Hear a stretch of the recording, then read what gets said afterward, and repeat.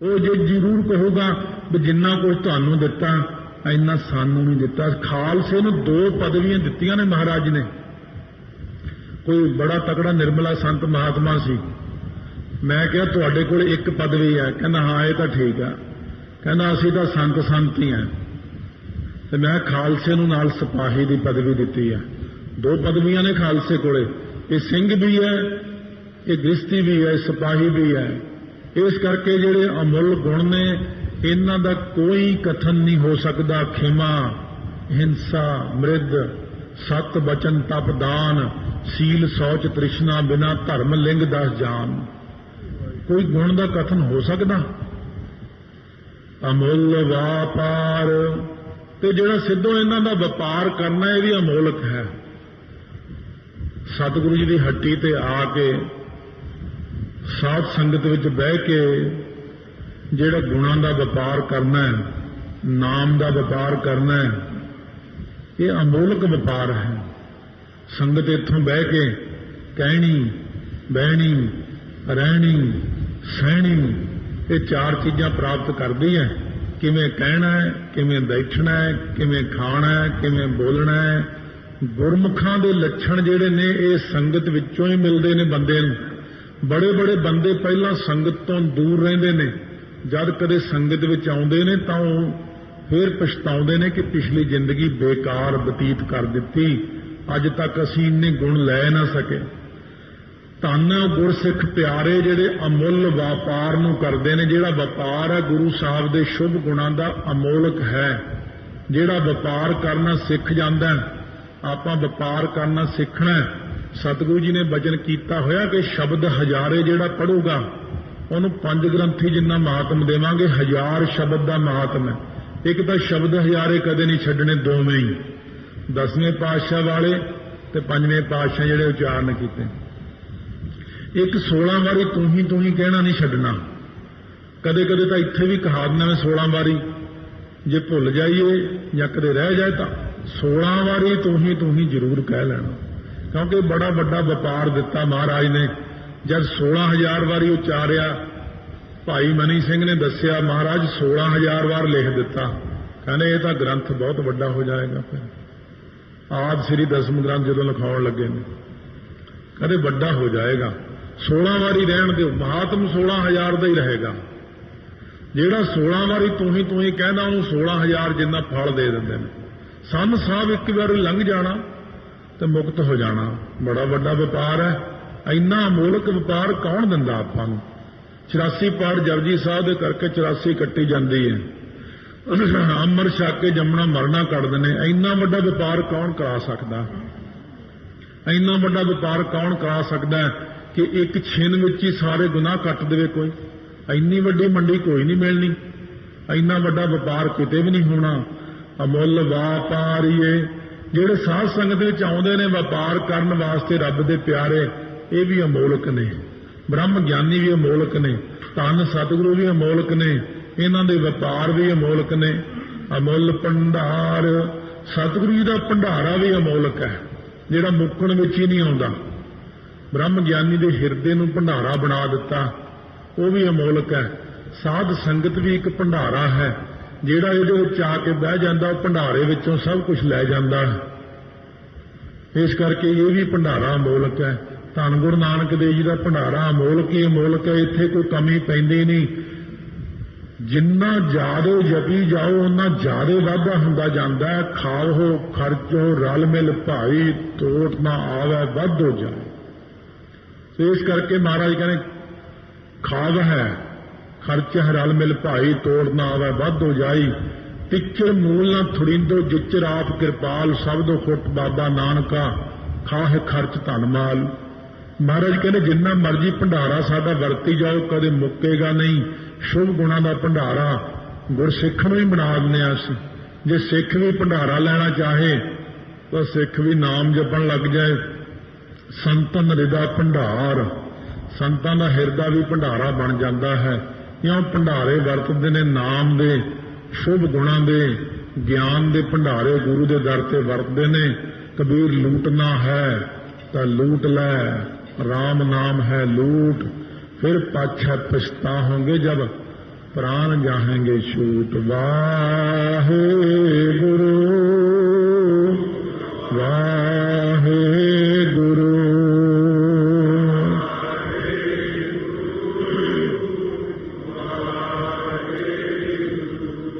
वाहे गुरु वाहे गुरु।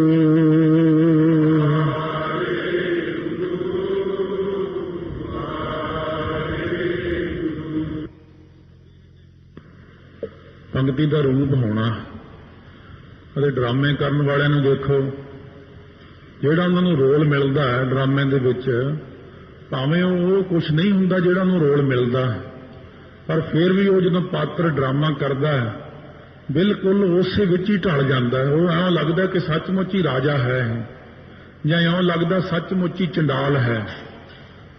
ਜਦੋਂ ਆਪਣੇ ਕੱਪੜੇ ਉਤਾਰ ਕੇ ਵਾਪਸ ਆਉਂਦਾ ਤਾਂ ਉਹ ਸਧਾਰਨ ਵਿਅਕਤੀ ਹੁੰਦਾ, ਪਰ ਜਦੋਂ ਆਪਣਾ ਰੋਲ ਕਰਦਾ ਤਾਂ ਉਹ ਰੋਲ ਦੇ ਵਿੱਚ ਹੀ ਵੜ ਜਾਂਦਾ। ਆਪਾਂ ਪੰਗਤੀ ਪੜ੍ਹਦੇ ਹਾਂ ਤਾਂ ਆਪਾਂ ਪੰਗਤੀ ਦਾ ਰੂਪ ਨਹੀਂ ਹੋ ਸਕਦੇ।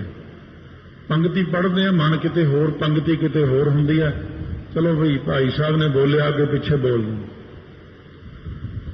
ਪੰਗਤੀ ਦੇ ਰੂਪ ਨੂੰ ਬਣਨਾ ਫਿਰਤ ਫਿਰਤ ਪ੍ਰਭ ਆਇਆ। ਆਪਣੇ ਆਪ ਵਿੱਚ ਕਹੋ ਕਿ ਮਹਾਰਾਜ ਮੈਂ ਫਿਰਦਾ ਫਿਰਦਾ ਆਇਆ, 84 ਦੇ ਗੇੜੇ ਖਾਂਦਾ, ਥਾਂ ਥਾਂ ਤੋਂ ਰੋਲਦੇ ਫਿਰਦੇ ਤੁਹਾਡੇ ਦਰ ਤੇ ਆਏ ਆ। ਮਹਾਰਾਜ ਆਪਣੀ ਭਗਤੀ ਚ ਲਾ ਲਓ, ਸੱਚਮੁੱਚ ਪੰਗਤੀ ਦਾ ਹੀ ਰੂਪ ਬਣ ਜਾਓ ਤਾਂ ਉਸੇ ਵਕਤ ਹੀ ਮਹਾਰਾਜ ਅਰਦਾਸ ਪ੍ਰਵਾਨ ਕਰ ਲੈਣਗੇ।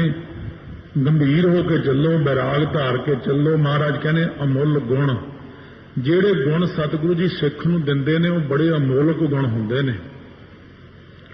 ਜਿੰਨੇ ਗੁਣ ਮਹਾਰਾਜ ਨੇ ਆਪਾਂ ਨੂੰ ਖਾਲਸੇ ਨੂੰ ਬਖਸ਼ੇ ਨੇ, ਇੰਨੇ ਗੁਣ ਕਿਸੇ ਪਾਸ ਨਹੀਂ ਹੈ ਜਿੰਨੇ ਅਮੋਲਕ ਗੁਣ ਦਿੱਤੇ ਨੇ। ਇਹ ਹੈ ਵੀ ਆਪਾਂ ਦੁਨੀਆ 'ਚ ਗੁਰੂ ਗ੍ਰੰਥ ਸਾਹਿਬ ਦਾ ਪ੍ਰਚਾਰ ਕਰ ਨਹੀਂ ਸਕੇ।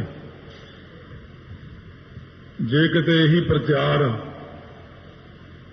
ਆਪਾਂ ਸਾਰਿਆਂ ਮੁਲਕਾਂ ਨੂੰ ਸੁਣਾ ਦਈਏ, ਸੱਚ ਜਾਣੋ ਸਾਰੇ ਹੀ ਅੰਮ੍ਰਿਤਧਾਰੀ ਬਣ ਜਾਣ, ਸਾਰੇ ਹੀ ਗੁਰੂ ਦੇ ਪਿਆਰੇ ਬਣ ਜਾਣ। ਉਹ ਇਹ ਕਹਿਣਗੇ ਸਾਨੂੰ ਤਾਂ ਅੱਜ ਤੱਕ ਕਿਸੇ ਨੇ ਦੱਸਿਆ ਹੀ ਨਹੀਂ ਵੀ ਗੁਰੂ ਗ੍ਰੰਥ ਸਾਹਿਬ ਦੇ 'ਚ ਇੰਨਾ ਕੁਝ, ਕਿਉਂਕਿ ਇਹਦੀ ਸਟੱਡੀ ਕਿਸੇ ਨੇ ਕੀਤੀ ਨਹੀਂ, ਕਿਸੇ ਨੇ ਪੜ੍ਹਿਆ ਨਹੀਂ। ਜੇ ਪੜ੍ਹੇ ਤਾਂ ਪੜ੍ਹ ਕੇ ਪ੍ਰੈਕਟੀਕਲੀ ਕਿਸੇ ਕੋਲ ਜੀਵਨ ਨਹੀਂ, ਉਹ ਦੱਸਣ ਵਾਲਾ ਹੀ ਹੈ ਨਹੀਂ ਵੀ ਇਹ ਗੱਲ ਕੀ। ਤਾਂ ਸਤਿਗੁਰੂ ਮਹਾਰਾਜ ਕਹਿੰਦੇ ਜਿੰਨੇ ਗੁਣ ਆਪਾਂ ਨੂੰ ਬਖਸ਼ੇ ਨੇ ਖਾਲਸੇ ਨੂੰ, ਇੰਨੇ ਗੁਣ ਕਿਤੇ ਨਹੀਂ ਹੈ। ਸਤ ਸੰਤੋਖ ਦਇਆ ਧਰਮ ਵਿਚਾਰ ਜਿਹੜੇ ਸ਼ੁਭ ਗੁਣ ਬਖਸ਼ੇ ਨੇ, ਤੇ ਜਿਹੜਾ ਸਤਿਗੁਰੂ ਮਹਾਰਾਜ ਕੋਲ ਵਪਾਰ ਕਰਦੇ ਆ ਕੇ ਅਮੋਲਕ ਵਪਾਰ ਹੈ। ਇਸ ਵਪਾਰ ਦੀ ਕੋਈ ਕੀਮਤ ਨਹੀਂ ਜਿਹੜਾ ਆਪਾਂ ਨਾਮ ਜਪਣ ਦਾ ਵਪਾਰ ਕਰਦੇ ਆਂ, ਬਾਣੀ ਪੜ੍ਹਨ ਦਾ, ਸੁਣਨ ਦਾ, ਸੇਵਾ ਕਰਨ ਦਾ, ਅੰਮ੍ਰਿਤ ਛਕਣ ਦਾ। ਅਮੁੱਲ ਵਪਾਰੀਏ, ਜਿਹੜੇ ਸਾਧ ਸੰਗਤ ਵਿੱਚ ਆਉਂਦੇ ਨੇ ਸਾਰੇ ਵਪਾਰੀਏ, ਨਾਮ ਜਪਣ ਵਾਲੇ, ਬ੍ਰਹਮ ਗਿਆਨੀ, ਗੁਰਮੁਖ ਪਿਆਰੇ, ਜਗਿਆਸੂ ਜਨ, ਇਹ ਵੀ ਅਮੋਲਕ ਨੇ, ਇਹਨਾਂ ਦਾ ਵੀ ਕੋਈ ਅੰਤ ਨਹੀਂ। ਸੰਗਤ ਕਿਤੇ ਮਿਲਦੀ ਹੈ, ਇਹ ਤਾਂ ਆਪਾਂ ਨੂੰ ਹੁਣ ਮਿਲੀ ਹੋਈ ਹੈ ਨਾ, ਤਾਂ ਪਤਾ ਨਹੀਂ ਲੱਗਦਾ। ਕਿਤੇ ਰੱਬ ਇਹੋ ਜਿਹੀ ਥਾਂ ਵੀ ਸਿਰ ਦਿੰਦਾ ਚੱਕ ਕੇ ਜਿੱਥੇ ਸੰਗਤ ਮਿਲਦੀ ਨਹੀਂ, ਉੱਥੇ ਸਿੱਖ ਰੋਂਦਾ ਜਾ ਕੇ, ਉੱਥੇ ਉਹਨੂੰ ਦੁੱਖ ਨਿਵਾਰਨ ਸਾਹਿਬ ਯਾਦ ਆਉਂਦਾ ਵੀ ਮਹਾਰਾਜ ਮੈਨੂੰ ਕਿੱਥੇ ਭੇਜਦਾ ਇਹ ਤੁਸੀਂ।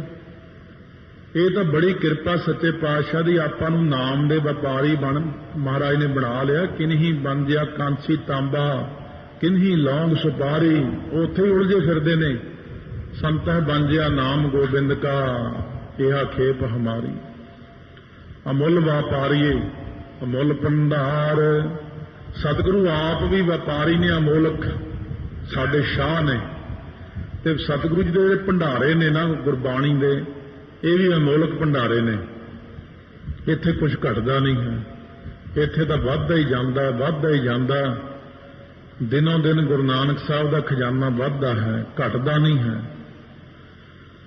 ਅਮੋਲਕ ਭੰਡਾਰੇ ਸਤਿਗੁਰੂ ਦੇ ਇੰਨੇ ਭਰੇ ਪਏ ਨੇ, ਆਓ ਜੋ ਮਰਜ਼ੀ ਲੈ ਲਓ, ਖਿਮਾ ਲੈ ਲਓ ਮਹਾਰਾਜ ਕੋਲੋਂ, ਕਿਸੇ ਨੂੰ ਮਾਫ ਕਰ ਦੇਣਾ, ਇਹ ਗੁਣ ਗੁਰੂ ਸਾਹਿਬ ਦਿੰਦੇ ਨੇ।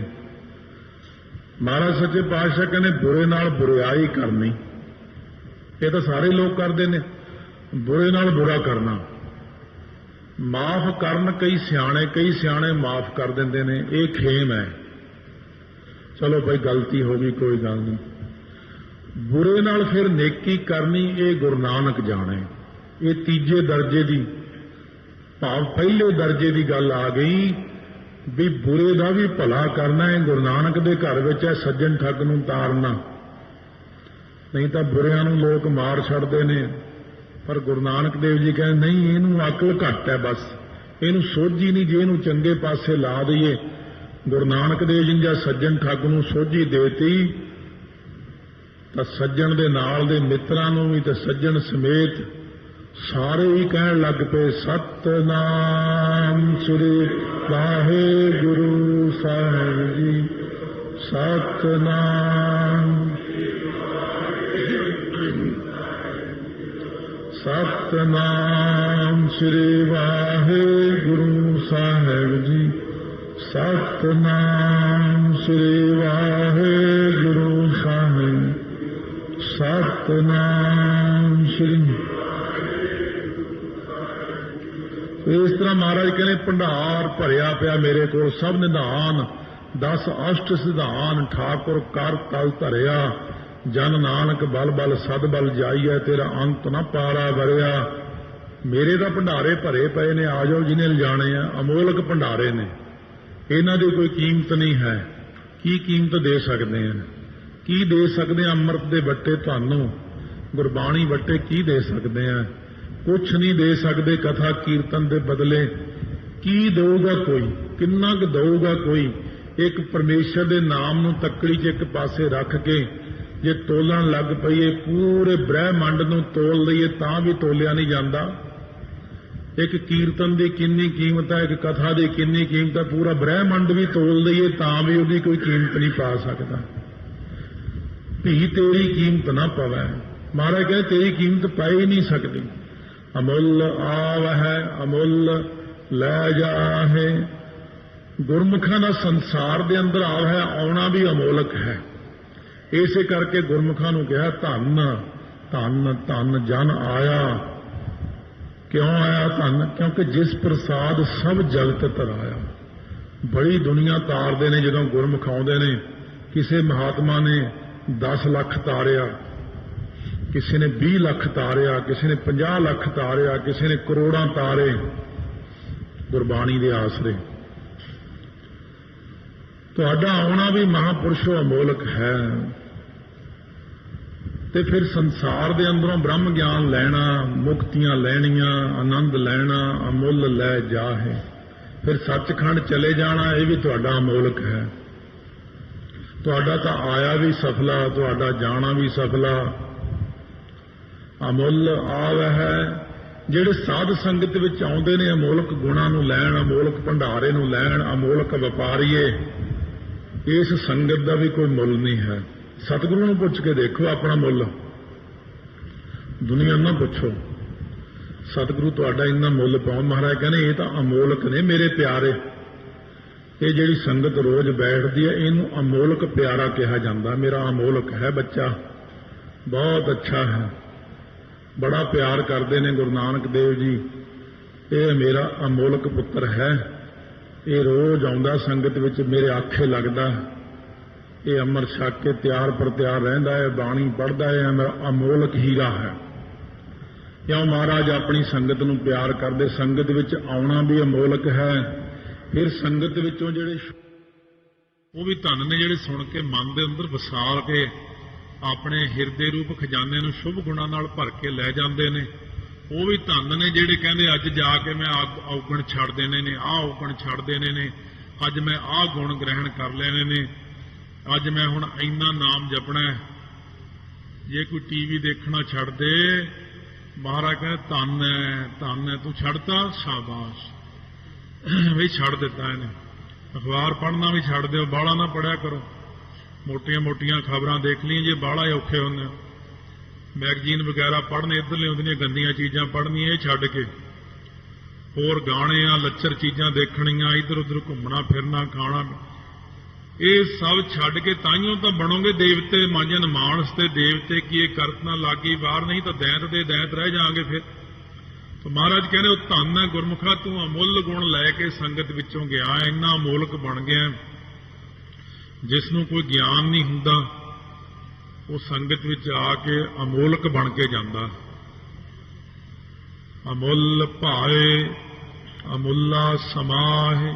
ਭਾਏ ਜਿਹੜਾ ਉਹਨਾਂ ਦਾ ਭਾਣੇ ਅੰਦਰ ਚੱਲਣਾ ਇਹ ਵੀ ਅਮੋਲਕ ਹੈ ਗੁਰਮੁਖਾਂ ਦਾ। ਅਮੁੱਲ ਭਾਏ ਜਿਹੜਾ ਸਤਿਗੁਰੂ ਨਾਲ ਭਾਏ ਪ੍ਰੇਮ ਕਰਨਾ ਇਹ ਵੀ ਅਮੋਲਕ ਹੈ। ਅਮੁੱਲਾ ਸਮਾਹਿ ਜਿਹੜਾ ਗੁਰਮੁਖਾਂ ਦਾ ਸਤਿਗੁਰੂ ਦੇ ਵਿੱਚ ਸਮਾਉਣਾ ਹੈ, ਜਿਹੜਾ ਬ੍ਰਹਮ ਦੇ ਵਿੱਚ ਲੀਨ ਹੋਣਾ ਹੈ। ਸਮਾਹਿ ਤੋਂ ਭਾਵ ਸਮਾਹੜਾ ਆਨੰਦ ਨੂੰ ਵੀ ਕਿਹਾ ਹੈ। ਜਿਹੜਾ ਉਹਨਾਂ ਦਾ ਆਨੰਦ ਆਉਣਾ ਹੈ ਇਹ ਵੀ ਅਮੋਲਕ ਹੈ। ਆਨੰਦ ਦੀ ਵੀ ਕੋਈ ਕੀਮਤ ਨਹੀਂ। ਜਿਹੜਾ ਗੁਰਮੁਖਾਂ ਦਾ ਸਮਾਉਣਾ ਹੈ ਸਤਿਗੁਰੂ ਦੇ ਵਿੱਚ ਇਹ ਵੀ ਅਮੋਲਕ ਹੈ। ਉਹਨਾਂ ਦਾ ਜਿਹੜਾ ਪ੍ਰੇਮ ਕਰਨਾ ਇਹ ਵੀ ਅਮੋਲਕ ਹੈ। ਪ੍ਰੇਮ ਦਾ ਮੁੱਲ ਆਪਾਂ ਨਹੀਂ ਪਾ ਸਕਦੇ। ਕਿਸੇ ਸਿੱਖ ਦੇ ਅੰਦਰ ਕਿੰਨਾ ਪ੍ਰੇਮ ਹੈ ਸੱਚੇ ਪਾਤਸ਼ਾਹ ਜਾਣਦੇ ਨੇ, ਆਪਾਂ ਨਹੀਂ ਜਾਣ ਸਕਦੇ। ਧੰਨ ਗੁਰੂ ਸੱਚੇ ਪਾਤਸ਼ਾਹ ਭਾਈ ਬਿਧੀ ਚੰਦ ਨਾਲ ਇੰਨਾ ਪਿਆਰ ਕੀਤਾ ਸੱਚੇ ਪਾਤਸ਼ਾਹ ਨੇ। ਯੂਪੀ ਦੀ ਸੰਗਤ ਨੇ ਬੇਨਤੀ ਕੀਤੀ ਕਿ ਮਹਾਰਾਜ ਸਾਡੇ ਨਗਰ ਵਿੱਚ ਚਰਨ ਪਾਓ। ਜਦ ਮਹਾਰਾਜ ਨੂੰ ਬੇਨਤੀ ਵਾਲੀ ਚਿੱਠੀ ਪਹੁੰਚੀ, ਮਹਾਰਾਜ ਜੀ ਕਹਿਣ ਲੱਗੇ ਦੂਰ ਹੈ, ਫਿਰ ਸੰਗਤ ਇੱਥੇ ਪਿੱਛੋਂ ਖੁਆਰ ਹੋਵੇਗੀ। ਉਹ ਗੁਰਸਿੱਖ ਜਿਹੜੇ ਚਿੱਠੀ ਲੈ ਕੇ ਆਏ ਸੀ ਸੰਗਤ ਦੀ, ਕਹਿੰਦੇ ਆਹ ਭਾਈ ਬਿਧੀ ਚੰਦ, ਇਹ ਮੈਨੂੰ ਹੀ ਜਾਣੋ, ਇਹ ਮੈਂ ਹੀ ਬੈਠਾ ਹਾਂ, ਇਹ ਮੇਰਾ ਹੀ ਰੂਪ ਹੈ, ਇਹਨੂੰ ਲੈ ਜਾਓ। ਜਿਹੜਾ ਇਹਦੇ ਦਰਸ਼ਨ ਕਰੇਗਾ ਉਹ ਮੇਰੇ ਹੀ ਦਰਸ਼ਨ ਕਰੇਗਾ। ਕਿੰਨੀ ਵਡਿਆਈ ਦੇ ਦਿੰਦੇ ਮਹਾਰਾਜ ਸੱਚੇ ਪਾਤਸ਼ਾਹ। ਕਈ ਸੰਗਤਾਂ ਕੱਲ ਹੈਰਾਨ ਸੀ ਸ਼ਾਮ ਦੀ ਕਥਾ 'ਚ, ਤੇ ਇੰਨੀ ਵਡਿਆਈ ਦਿੱਤੀ ਸਾਨੂੰ, ਇੰਨਾ ਮਾਣ ਦਿੰਦੇ ਸੱਚੇ ਪਾਤਸ਼ਾਹ। ਇਹ ਕਹਿੰਦੇ ਨੇ ਖਾਲਸਾ ਮੇਰਾ ਰੂਪ ਹੈ ਖਾਸ। ਇਹ ਕਹਿੰਦੇ ਨੇ ਇਹ ਨਹੀਂ ਕਿ ਕਿਰਪਾ ਕੇ ਸਜੇ ਹਾਮ ਹੈ, ਨਹੀਂ ਮੋਸੋ ਗਰੀਬ ਕਰੋੜ ਪਰੇ। ਇੰਨਾ ਵੱਡਾ ਮਾਣ ਭਾਈ ਬਿਧੀ ਚੰਦ ਨੂੰ ਦਿੱਤਾ। ਇਸ ਕਰਕੇ ਮਹਾਰਾਜ ਕਹਿੰਦੇ ਤੁਹਾਡਾ ਤਾਂ ਪਿਆਰ ਤੇ ਤੁਹਾਡਾ ਸਮਾਉਣਾ ਵੀ ਅਮੋਲਕ ਹੈ ਗੁਰਮੁਖੋ। ਅਮੁੱਲ ਧਰਮ ਅਮੁੱਲ ਦੀਬਾਨ। ਜਿਹੜਾ ਖਾਲਸੇ ਨੂੰ ਸਤਿਗੁਰੂ ਮਹਾਰਾਜ ਗੁਰੂ ਨਾਨਕ ਦੇਵ ਜੀ ਨੇ ਆਪਾਂ ਨੂੰ ਗੁਰਸਿੱਖਾਂ ਨੂੰ ਧਰਮ ਬਖਸ਼ਿਆ ਹੈ, ਇਹ ਧਰਮ ਵੀ ਅਮੋਲਕ ਹੈ। ਇਹਦੇ ਗੁਣ ਵੀ ਅਮੋਲਕ ਨੇ, ਇਹਦੇ ਭੰਡਾਰੇ ਵੀ ਅਮੋਲਕ ਨੇ। ਇਹ ਧਰਮ ਜਿਹੜਾ ਸਾਰਿਆਂ ਨਾਲੋਂ ਸ਼੍ਰੋਮਣੀ ਧਰਮ ਹੈ। ਪ੍ਰਗਟਿਓ ਖਾਲਸਾ ਪਰਮਾਤਮਾ ਕੀ ਮੌਜ। ਹੋਰ ਕਿਸੇ ਨੂੰ ਲਿਖਿਆ ਕਿ ਪਰਮਾਤਮਾ ਦੀ ਮੌਜ ਵਿੱਚ ਪ੍ਰਗਟ ਹੋਇਆ ਕੋਈ? ਖਾਲਸਾ ਪਰਮਾਤਮਾ ਦੀ ਮੌਜ ਵਿੱਚ ਪ੍ਰਗਟ ਹੋਇਆ। ਇਹ ਉਹ ਧਰਮ ਹੈ ਜਿਹਨੂੰ ਮਹਾਰਾਜ ਨੇ ਖੁਸ਼ ਹੋ ਕੇ 5 ਕਕਾਰ ਬਖਸ਼ੇ ਨੇ। 47 ਦੇ ਵਿੱਚ ਜਦੋਂ ਕਟਾਬੜੀ ਚੱਲਦੀ ਸੀ ਤਾਂ ਉਸ ਵਕਤ ਦਰਿਆ ਵਿੱਚ ਇੱਕ ਲੜਕੀ ਦੀ ਲਾਸ਼ ਰੁੜੀ ਜਾਵੇ। ਇਹ ਬਾਬਾ ਕਰਤਾਰ ਸਿੰਘ ਜੀ ਖਾਲਸਾ ਨੇ ਗੱਲ ਸੁਣਾਈ। ਕਹਿੰਦੇ ਅੰਗਰੇਜ਼ ਅਫਸਰ ਕਹਿੰਦਾ ਉਹ ਲਾਸ਼ ਰੁੜੀ ਜਾਂਦੀ ਆ, ਉਹ ਸੰਸਕਾਰ ਕਰਦੇ ਸੀ ਕੱਢ ਕੇ। ਕਹਿੰਦੇ ਬਾਹਰ ਕੱਢੋ ਬੀਬੀ ਨੂੰ। ਬਾਹਰ ਕੱਢੀ ਤੇ ਪਰੇ ਨੂੰ ਮੂੰਹ ਕਰਕੇ ਖੜਾ, ਕਹਿੰਦੇ ਇਹਦੇ ਉੱਤੇ ਬਸਤਰ ਪਾ ਦਿਓ। ਉਸ ਵਕਤ ਸਿਪਾਹੀ ਕਹਿੰਦੇ ਮਹਾਰਾਜ ਸਾਹਿਬ ਜੀ ਇਹਦੇ ਤਾਂ ਪਹਿਲਾਂ ਹੀ ਬਸਤਰ ਪਾਇਆ ਹੋਇਆ। ਕਹਿੰਦੇ ਕੀ? ਕਹਿੰਦੇ ਕਲਗੀਧਰ ਦਾ ਬਖਸ਼ਿਆ ਹੈ ਕਸ਼ਹਿਰਾ ਪਾਇਆ ਹੋਇਆ ਬੀਬੀ ਨੇ। ਉਸ ਵਕਤ ਅੰਗਰੇਜ਼ ਅਫਸਰ ਨੇ ਹੱਥ ਜੋੜ ਕੇ ਕਿਹਾ ਧੰਨ ਹੈ ਕਲਗੀਧਰ ਪਿਤਾ, ਆਪਣੇ ਖਾਲਸੇ ਨੂੰ ਹਮੇਸ਼ਾ ਵਾਸਤੇ ਪਰਦਾ ਦੇ ਗਏ ਨੇ। ਬਾਕੀ ਦੇ ਪਰਦੇ ਸਾਰੇ ਉੱਡ ਜਾਂਦੇ ਨੇ। ਹੋਰ ਲੋਕ ਬੜੇ ਤਰ੍ਹਾਂ ਦੇ ਕੱਪੜੇ ਪਾਉਂਦੇ ਨੇ, ਪਰ ਕਸ਼ਹਿਰਾ ਪਰਦਾ ਢੱਕਦਾ ਹੈ ਸਾਡਾ ਹਮੇਸ਼ਾ। ਇਸ ਕਰਕੇ ਇਹੋ ਜਿਹਾ ਧਰਮ ਦਿੱਤਾ ਜਿਸ ਧਰਮ ਦੇ ਵਿੱਚ ਅਮੋਲਕ ਗੁਣ, ਅਮੋਲਕ ਕਕਾਰ, ਅਮੋਲਕ ਅੰਮ੍ਰਿਤ, ਅਮੋਲਕ ਬਾਣੀ, ਹਰ ਚੀਜ਼ ਹੀ ਅਮੋਲਕ ਬਖਸ਼ੀ ਹੈ ਮਹਾਰਾਜ ਨੇ। ਐਸਾ ਧਰਮ ਹੈ ਸੱਚੇ ਪਾਤਸ਼ਾਹ ਨੇ ਜੋ ਸਾਨੂੰ ਬਖਸ਼ਿਸ਼ ਕੀਤਾ। ਅਮੁੱਲ ਦੀਬਾਨ। ਦੀਬਾਨ ਜਿਹੜਾ ਆਸਰਾ ਹੈ ਗੁਰਸਿੱਖ ਨੂੰ ਸਤਿਗੁਰੂ ਅਮੋਲਕ ਆਸਰਾ ਬਖਸ਼ਿਸ਼ ਕਰਦੇ ਨੇ। ਸਿਰ ਉੱਪਰ ਠਾਂਡਾ ਗੁਰਸੂਰਾ, ਨਾਨਕ ਤਾਕੇ ਕਾਰਜ ਪੂਰਾ, ਜਿਸ ਕੇ ਸਿਰ ਉੱਪਰ ਤੂੰ ਸੁਆਮੀ, ਸੋ ਦੁੱਖ ਕੈਸਾ ਪਾਵੈ। ਦੀਵਾਨ ਨਾਮ ਕਚਹਿਰੀ ਦਾ ਵੀ ਹੈ। ਦੀਵਾਨ ਨਾਮ ਦੀਵਾਨ, ਹੁਣ ਵੀ ਦੀਵਾਨ ਹੀ ਲੱਗਿਆ ਹੋਇਆ ਗੁਰਾਂ ਦਾ। ਹੁਣ ਵੀ ਸਤਿਗੁਰੂ ਸਜੇ ਹੋਏ ਨੇ। ਇਸ ਸੰਗਤ ਦਾ, ਇਸ ਸਥਾਨ ਦਾ ਕੋਈ ਮੁੱਲ ਨਹੀਂ ਹੈ। ਅਮੋਲਕ ਸਥਾਨ ਹੈ ਸਾਧ ਸੰਗਤ। ਅਮੋਲਕ ਹੈ ਗੁਰੂ ਗ੍ਰੰਥ ਸਾਹਿਬ ਦਾ ਇਉਂ ਪ੍ਰਕਾਸ਼ਮਾਨ ਹੋਣਾ, ਸੰਗਤ ਦਾ ਬੈਠਣਾ, ਕਥਾ ਦਾ ਹੋਣਾ। ਦੇਵਤਿਆਂ ਦੀ ਸਭਾ ਵੀ ਫਿੱਕੀ ਪੈ ਜਾਂਦੀ ਹੈ ਇਹਦੇ ਸਾਹਮਣੇ, ਜਿੱਥੇ ਸਤਿਗੁਰੂ ਮਹਾਰਾਜ ਬਿਰਾਜਮਾਨ ਹੁੰਦੇ ਨੇ। ਜਾਂ ਅਮੋਲਕ ਹੀ ਸਤਿਗੁਰੂ ਮਹਾਰਾਜ ਦੇ ਆਸਰੇ ਨੇ ਸਾਨੂੰ ਬਖਸ਼ਿਸ਼ ਕੀਤੇ ਹੋਏ। ਨਾਮ ਦਾ ਆਸਰਾ। ਮਹਾਰਾਜ ਕਹਿੰਦੇ ਓਟ ਲੈਹੋ ਨਾਰਾਇਣ, ਦੀਨ ਦੁਨੀਆ ਝੱਲੈ। ਹਰੇ ਮਨ ਓਟ ਲੈਹੋ ਹਰ ਨਾਮਾ, ਜਾ ਕੈ ਸਿਮਰਨ ਦੁਰਮਤ ਨਾਸੈ, ਭਾਵ ਹੈ ਪਦ ਨਿਰਬਾਨਾ। ਮਹਾਰਾਜ ਕਹਿੰਦੇ ਨਾਮ ਦੀ ਓਟ ਲੈ। ਗੁਰੂ ਦੀ ਓਟ ਲੈ, ਸੰਗਤ ਦੀ ਓਟ ਲੈ, ਫਿਰ ਆਪਣੀ ਓਟ ਵੀ ਲੈ। ਸਾਰੇ ਪ੍ਰਕਾਰ ਦੇ ਆਸਰੇ ਗੁਰੂ ਸਾਹਿਬ ਨੇ ਬਖਸ਼ਿਸ਼ ਕੀਤੇ ਨੇ। ਸ਼ਸਤਰਾਂ ਦਾ ਆਸਰਾ ਵੀ ਦਿੱਤਾ ਹੈ, ਸ਼ਸਤਰਾਂ ਦੀ ਓਟ ਲੈ। ਇਸ ਪ੍ਰਕਾਰ ਅਮੁੱਲ ਤੁੱਲ, ਅਮੁੱਲ ਪ੍ਰਵਾਨ। ਅਮੋਲਕ ਹੈ ਤੁੱਲ, ਵੱਟਾ, ਵਿਚਾਰ ਰੂਪੀ ਵੱਟਾ, ਜਾਂ ਵੱਟਾ ਇਸ ਤਰ੍ਹਾਂ ਕਿ ਵੱਟਾ ਜਿਹੜਾ ਕੀਤਾ ਸਤਿਗੁਰੂ ਮਹਾਰਾਜ ਜੀ ਨੇ ਕਿ ਪੰਜਾਂ ਪਿਆਰਿਆਂ ਦੇ ਜਿਹੜੇ ਸਿਰ ਲੈ ਲਏ। ਸਿਰ ਕਾਹਦੇ ਵੱਟੇ? ਅੰਮ੍ਰਿਤ ਦੇ ਵੱਟੇ, ਕਹਿੰਦੇ ਸਿਰ ਲਵਾਂਗੇ। ਇਸ ਪ੍ਰਕਾਰ ਅਮੁੱਲ ਤੁੱਲ, ਅਮੁੱਲ ਜਿਹੜਾ ਹੈ ਸਤਿਗੁਰੂ ਮਹਾਰਾਜ ਦਾ ਵਿਚਾਰ ਰੂਪੀ ਵੱਟਾ, ਤੇ ਅਮੁੱਲ ਪ੍ਰਵਾਨ, ਅਮੁੱਲ ਤੱਕੜੀ ਹੈ ਜਿਹਦੇ ਵਿੱਚ ਪਾ ਕੇ ਤੋਲਦੇ ਨੇ। ਪ੍ਰਵਾਨ ਤੋਂ ਮਤਲਬ ਹਾੜਨਾ, ਮਿਣਨਾ, ਬਰਾਬਰ ਕਰ ਲਿਆ ਆਪਣੇ ਮਿਣ ਕੇ। ਅਮੋਲਕੀ ਵਿਚਾਰ ਨੇ ਸਤਿਗੁਰੂ ਮਹਾਰਾਜ ਦੇ, ਅਮੋਲਕੀ ਵਿਚਾਰ ਕਰਕੇ ਆਪਣੇ ਬਰਾਬਰ ਕਰ ਲੈਣਾ। ਇਹ ਨਹੀਂ ਕਿ ਕਿਸੇ ਗੱਲ ਵਿੱਚ ਖਾਲਸੇ ਨੂੰ ਘੱਟ ਰੱਖਿਆ। ਜੈਸਾ ਸਰੂਪ ਕਲਗੀਧਰ ਦਾ ਆਪਣਾ ਹੈ, ਵੈਸਾ ਹੀ ਖਾਲਸੇ ਨੂੰ ਪ੍ਰਮਾਣ ਨਹੀਂ ਕੀਤਾ ਹੈ ਸਰੂਪ, ਕਿ ਜਿੰਨੇ ਕਕਾਰ ਆਪ ਪੈਂਦੇ ਨੇ ਉਨੇ ਹੀ ਪਵਾਏ ਨੇ। ਦਸਤਾਰਾ ਹੈ ਆਪ ਦੇ, ਸੁੰਦਰ ਦਾੜਾ ਹੈ, ਜੈਸਾ ਬਾਣਾ ਪਹਿਨਿਆ ਹੈ ਵੈਸਾ ਹੀ ਮਹਾਰਾਜ ਨੇ ਖਾਲਸੇ ਨੂੰ ਬਖਸ਼ਿਸ਼ ਕੀਤਾ। ਇਸ ਕਰਕੇ ਸਤਿਗੁਰੂ ਮਹਾਰਾਜ ਸੱਚੇ ਪਾਤਸ਼ਾਹ ਨੇ ਆਪਾਂ ਨੂੰ ਅਮੋਲਕ ਹੀ ਦਾਤਾਂ ਦਿੱਤੀਆਂ ਸਾਰੀਆਂ। ਅਮੁੱਲ ਬਖਸ਼ੀਸ, ਅਮੁੱਲ ਨੀਸਾਨ, ਜਿਹੜੀਆਂ ਬਖਸ਼ਿਸ਼ਾਂ ਕੀਤੀਆਂ ਸੱਚੇ ਪਾਤਸ਼ਾਹ ਨੇ ਆਪਣੇ ਉੱਤੇ, ਇਹ ਵੀ ਅਮੋਲਕ ਨੇ। ਅਕਾਲ ਪੁਰਖ ਨੇ ਜਿਹੜੀਆਂ ਬਖਸ਼ਿਸ਼ਾਂ ਕੀਤੀਆਂ ਨੇ ਜੀਵ ਦੇ ਉੱਤੇ, ਪੌਣ ਪਾਣੀ ਬੈਸੰਤਰ ਜੋ ਦਿੱਤਾ ਹੈ, ਧਰਤੀ ਰਹਿਣ ਨੂੰ ਦਿੱਤੀ ਹੈ, ਇਹ ਵੀ ਅਮੋਲਕ ਦਾਤਾਂ ਨੇ, ਇਹਨਾਂ ਦੀ ਵੀ ਕੋਈ ਕੀਮਤ ਨਹੀਂ ਹੈ। ਫਿਰ ਜਿਹੜੀ ਬਖਸ਼ੀਸ਼ ਕੀਤੀ ਆ, ਮਨੁੱਖਾ ਜਨਮ ਦਿੱਤਾ, ਉਹ ਵੀ ਗੁਰਸਿੱਖਾਂ ਦੇ ਘਰ ਦਿੱਤਾ, ਇਹ ਵੀ ਬੜਾ ਅਮੋਲਕ ਬਖਸ਼ਿਸ਼ ਹੈ। ਇਹ ਫਿਰ ਜਿਹੜੀ ਕਥਾ ਕੀਰਤਨ ਦਿੱਤਾ, ਇਹ ਵੀ ਬੜਾ ਅਮੋਲਕ ਬਖਸ਼ਿਸ਼ ਹੈ ਮਹਾਰਾਜ ਜੀ ਦੀ। ਅਮੁੱਲ ਨੀਸਾਨ, ਜਿਹੜਾ ਨਿਸ਼ਾਨ ਹੈ ਮਸਤਕ ਤੇ ਪ੍ਰਗਟ ਕਰ ਦਿੱਤਾ, ਭਗਤੀ ਦਾ ਨਿਸ਼ਾਨ। ਜਿਹੜਾ ਖਾਲਸੇ ਨੂੰ ਨਿਸ਼ਾਨ ਬਖਸ਼ਿਆ, ਆਪਣੇ ਕਕਾਰ ਬਖਸ਼ੇ ਨੇ, ਇਹ ਵੀ ਨਿਸ਼ਾਨ ਹੈ। ਭਗਤੀ ਦਾ ਨਿਸ਼ਾਨ ਬਖਸ਼ਿਸ਼ ਕੀਤਾ ਖਾਲਸੇ ਨੂੰ। ਸੋ ਸਤਿਗੁਰੂ ਮਹਾਰਾਜ ਨੇ ਨਾਮ ਦਾ ਨਿਸ਼ਾਨ ਬਖਸ਼ਿਸ਼ ਕੀਤਾ। ਇਸ ਪ੍ਰਕਾਰ ਜਿੰਨਾ ਵੀ ਕੁਝ ਬਖਸ਼ਿਸ਼ ਕੀਤਾ, ਇਹ ਸਾਰਾ ਕੁਝ ਹੀ ਅਮੋਲਕ ਹੈ। ਗੁਰੂ ਨਾਨਕ ਦੇਵ ਜੀ ਕਹਿੰਦੇ ਮਹਾਰਾਜ ਕਿ ਜਿੰਨਾ ਕੁਝ ਵਾਹਿਗੁਰੂ ਨੇ ਦਿੱਤਾ ਹੈ, ਇਹ ਸਾਰਾ ਕੁਝ ਹੀ ਅਮੋਲਕ ਬਖਸ਼ਿਸ਼ ਕੀਤਾ। ਇਹਨਾਂ ਸਾਰੀਆਂ ਚੀਜ਼ਾਂ ਦੀ ਕੋਈ ਕੀਮਤ ਨਹੀਂ। ਕਿਉਂ ਅਮੋਲਕ ਕਿਹਾ? ਕਿਉਂਕਿ ਸਿੱਧੇ ਚਾਹੁੰਦੇ ਨੇ ਕਿ ਅਸੀਂ ਅੰਤ ਪਾ ਲਈਏ, ਕਿਸੇ ਨਾ ਕਿਸੇ ਤਰੀਕੇ ਵਾਹਿਗੁਰੂ ਦਾ ਅੰਤ ਪਾ ਲਈਏ। ਪਰ ਮਹਾਰਾਜ ਜੀ ਕਹਿੰਦੇ ਨੇ ਸਿੱਧੋ ਸਾਰਾ ਕੁਝ ਹੀ ਅਮੋਲਕ ਹੈ। ਕਿਹੜੀ ਚੀਜ਼ ਦਾ ਮੁੱਲ ਪਾਓਗੇ ਤੁਸੀਂ? ਕਿਸੇ ਚੀਜ਼ ਦਾ ਮੁੱਲ ਪੈ ਹੀ ਨਹੀਂ ਸਕਦਾ। ਅਮੁੱਲ ਕਰਮ, ਜਿਹੜੇ ਅਕਾਲ ਪੁਰਖ ਜੀ ਕਰਮ ਬਖਸ਼ਿਸ਼ ਕਰਦੇ ਨੇ, ਉਹਦਾ ਕੋਈ ਮੁੱਲ ਹੈ? ਬਹੁਤਾ ਕਰਮ ਲਿਖਿਆ ਨਾ ਜਾਏ, ਵੱਡਾ ਦਾਤਾ ਤਿਲ ਨਾ ਕਮਾਏ। ਉਹ ਕਰਮ ਜਿਹੜੀ ਬਖਸ਼ਿਸ਼ ਕਰਦੇ ਨੇ, ਉਹਦਾ ਕੋਈ ਮੁੱਲ ਹੈ ਭਲਾ ਦੀ? ਕਿਸੇ ਚੀਜ਼ ਦਾ ਮੁੱਲ ਨਹੀਂ। ਸਰੀਰ ਦਾ ਕੋਈ ਮੁੱਲ ਨਹੀਂ ਹੈ। ਜੇ ਕਹੀਏ ਸਰੀਰ ਕਿਤੋਂ ਖਰੀਦ ਲਿਆਵਾਂਗੇ, ਹੋਰ ਸਰੀਰ ਦਾ ਕੋਈ ਮੁੱਲ ਨਹੀਂ, ਸ਼ੁਭ ਗੁਣਾ ਦਾ ਕੋਈ ਮੁੱਲ ਨਹੀਂ, ਅਕਾਲ ਪੁਰਖ ਦੀ ਬਖਸ਼ਿਸ਼ ਦਾ ਕੋਈ ਮੁੱਲ ਨਹੀਂ ਹੈ। ਜਿਹੜੇ ਉਹ ਕਰਮ ਕਰਦੇ ਨੇ, ਕਰਤੱਵ ਕਰਦੇ ਨੇ, ਉਹਨਾਂ ਦੀ ਕੋਈ ਕੀਮਤ ਪਾ ਸਕਦਾ? ਐਡੇ ਐਡੇ ਪਹਾੜ ਬਣਾਤੇ, ਸਮੁੰਦਰ ਬਣਾਤੇ, ਤਾਰੇ ਬਣਾ ਦਿੱਤੇ, ਚੰਦਰਮਾ ਸ੍ਰਿਸ਼ਟੀਆਂ, ਇਸ ਦਾ ਵੀ ਕੋਈ ਅੰਤ ਪਾ ਸਕਦਾ?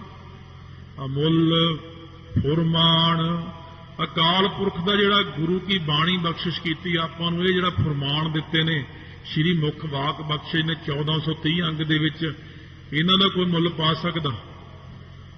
ਜਿਹੜਾ ਉਹਦਾ ਫੁਰਮਾਨ ਹੁੰਦਾ ਉਹ ਵੀ ਅਮੋਲਕ ਹੈ। ਫੁਰਮਾਨ ਤੇਰਾ ਸਿਰ ਹੈ ਉੱਪਰ, ਫਿਰ ਨਾ ਕਰਤ ਵਿਚਾਰ। ਜਦੋਂ ਇੱਕ ਵਾਰੀ ਤੁਹਾਡਾ ਫੁਰਮਾਨ ਹੋ ਜਾਂਦਾ ਹੈ, ਫੇਰ ਕੋਈ ਰੋਕ ਨਹੀਂ ਸਕਦਾ।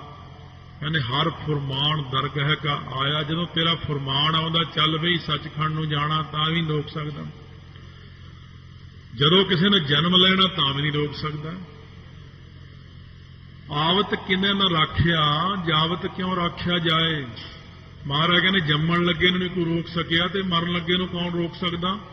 ਇਸ ਕਰਕੇ ਤੁਹਾਡੇ ਜਦੋਂ ਫੁਰਮਾਨ ਜਾਰੀ ਹੋ ਜਾਂਦੇ ਨੇ, ਜਿਸ ਤੂੰ ਦੇਹ ਤਿਸੈ ਕਿਆ ਚਾਰਾ, ਨਾਨਕ ਸੱਚ ਸਵਾਰਨ ਹਾਰਾ, ਜਦ ਤੁਸੀਂ ਹੁਕਮ ਕਰਦੇ ਹੋ ਕਿ ਇਸ ਕੀੜੇ ਨੂੰ ਮੈਂ ਰਾਜਾ ਬਣਾਉਣਾ, ਉਹਨੂੰ ਕੋਈ ਰੋਕ ਸਕਦਾ?